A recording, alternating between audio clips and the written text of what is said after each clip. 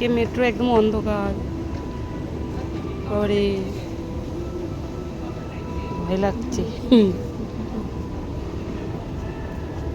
সব অন্ধকার।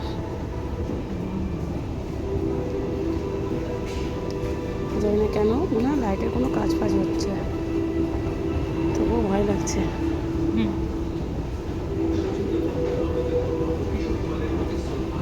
এই যাচ্ছি, মেট্রো ধরবো, বাড়ি যাচ্ছি। আমরাই দেখো চারপাশটা কেমন অন্ধকার অন্ধকার।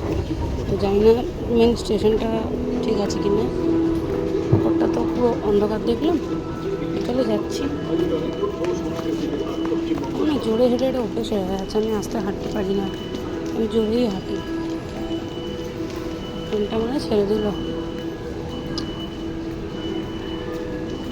এর থেকে বেশি জোরে যেতে পারবো না, মুখ টুকরে পড়বো, দরকার নেই বাবা, পুজোর সময় মুখে ডিজাইন হয়ে যাবে। একদম না, ভেতরের লাইটটা ঠিক আছে। শান্তি পেলাম, খুব জোর ভয় পেয়ে গেছিলাম।